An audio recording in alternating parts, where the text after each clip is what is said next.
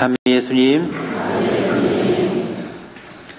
미사를 시작하면서 말씀드린 것처럼 지난 목요일에 세계 가톨릭 교회가 함께 지내는 신앙의 해가 선포되었습니다.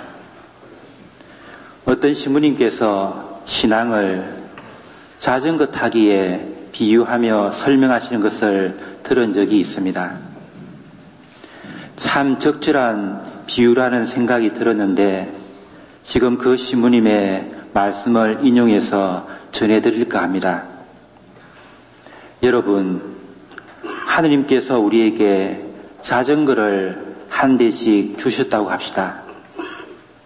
우리가 자전거 타는 게 배우기 어렵다고 자전거를 짊어지고 다닌다면 하느님께서 얼마나 안타까워 하실까요? 신앙도 마찬가지입니다. 그 신부님은 신앙을 하느님께서 우리에게 선물해 주신 자전거에 비유하셨습니다. 언젠가 저는 내가 좋아하는 것 혹은 사람이라고 종이 위에 적어놓고 그 목록을 적어본 적이 있습니다. 그 목록 안에는 다음과 같은 것들이 들어있었던 것 같습니다. 내가 좋아하는 것, 통닭, 등산, 여행, 영화 관람, 차나 맥주 한잔 하면서 진솔한 대화하기, 기도, 내가 좋아하고 닮고 싶은 이들, 성녀 소아 데레사, 세례자 성요한 등이 그 안에 들어있었습니다. 그 후에 세월이 흐르면서 그 목록에서 빠진 것도 있고 또 붙여진 것도 있는데 좋아하는 것의 목록에 이것이 들어갔습니다. 자전거 타기. 오스트리아에서 10년 가까이 사는 동안 또 붙여진 것입니다. 아시는 것처럼 2002년에 저는 오스트리아 그라츠로 유학을 갔습니다. 낯선 곳에서의 아침을 맞으며 새로운 생활을 시작한 지 얼마 되지 않아 자전거 하나가 생겼습니다. 어떤 유학생이 타던 것이었는데 그 학생이 한국으로 돌아가게 되어 밥 한 그릇 사주고 중고 자전거를 하나 얻었습니다. 돌이켜보니 그 자전거는 저에게 교통수단 이상이었습니다. 단짝 친구 혹은 연인에 비길 수 있을 만큼 어디 갈 때면 늘 타고 다녔으니 말입니다. 오스트리아는 선진국으로 분류되는데 사람 살기에 참 좋은 나라입니다. 우리나라보다 경제적으로 훨씬 잘 사는 나라이지만 그곳 사람들의 대부분은 검소한 생활을 합니다. 그들은 불필요한 곳에 아니라 반드시 필요한 곳에 돈을 쓸 줄 압니다. 또 여가 시간이나 휴가 즐기는 것에 많은 시간과 돈을 투자하고 가난한 사람을 돕는 것에 늘 마음이 열려 있습니다. 무엇보다도 사람이 우선입니다. 한대로 도시는 차가 아니라 보행자들이 잘 다닐 수 있도록 조성되어 있습니다. 또 신호등이 없는 횡단보도에 사람이 서 있으면 차는 무조건 정차합니다. 사람을 먼저 생각하기 때문입니다. 오스트리아에는 자전거 도로가 잘 놓여 있는데 아이에서 할아버지, 할머니까지 자전거를 타고 다니는 것은 자연스러운 광경입니다. 환경에도 좋고 개인의 건강에도 유익한 자전거 타기가 오스트리아 사람들의 삶 속에 깊이 들어와 있는 것입니다.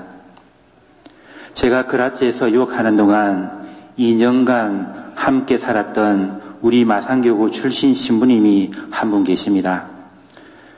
박사 과정을 하던 스테파노 신부님인데 이 신부님과 저는 주말이나 방학 때가 되면 자전거를 타고 종종 도심 밖으로 나가곤 했습니다.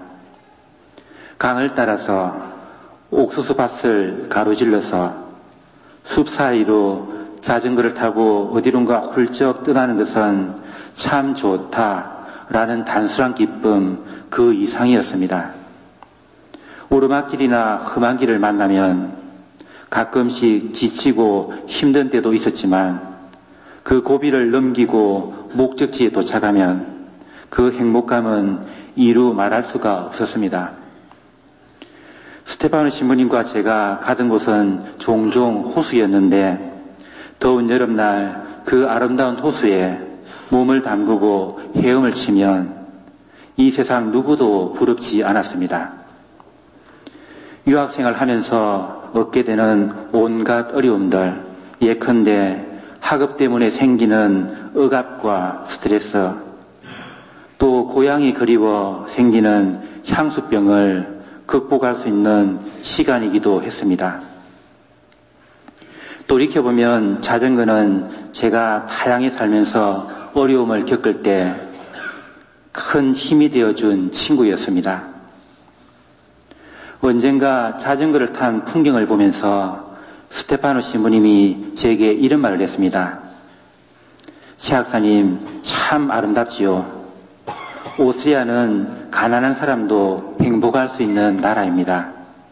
가지지 못한 사람도 자전거 하나만 있으면 훌쩍 떠나서 이런 여유를 즐길 수 있고 행복감을 느낄 수 있으니까 말입니다. 비약적인 표현일 수 있지만 가진 것이 없어도 자전거 하나만 있으면 행복할 수 있는 나라가 오스트리아라고 한다면 굳건한 신앙만 있으면 참 행복할 수 있는 나라가 있습니다. 그것은 바로 하느님 나라입니다. 하느님께서는 신앙이라는 자전거를 우리에게 선물로 주셨습니다. 우리는 신앙이라는 이 자전거를 타고 하느님 나라를 향해 나아갑니다.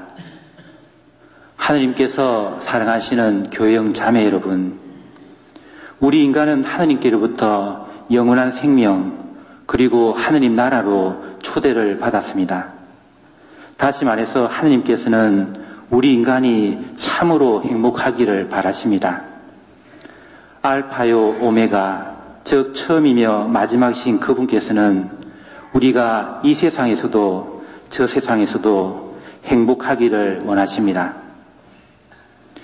이 참 행복의 단초가 바로 믿음이라는 것을 되새기는 것이 우리가 신앙의 해를 지내는 이유입니다. 예수님을 만나고 그분을 믿고 따르는 것이 얼마나 아름다운지 깨닫는 것이 교황 베네딕토 16세께서 신앙의 해를 선포한 이 목적입니다. 저는 이번 신앙의 해를 보내면서 여러분 모두가 신앙의 의미를 깨닫기를 바랍니다. 하느님께서 우리에게 주신 신앙이라는 자전거가 얼마나 귀한 선물인지 체험하시기를 빕니다.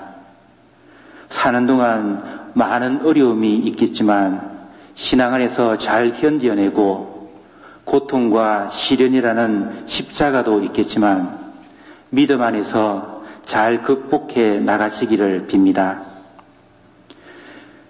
요한 바오로 2세 교황님의 말씀 중에 제가 좋아하는 구절 하나를 인용하면서 오늘 이 강론을 마치도록 하겠습니다. 믿는 사람은 흔들리지 않습니다. 아멘.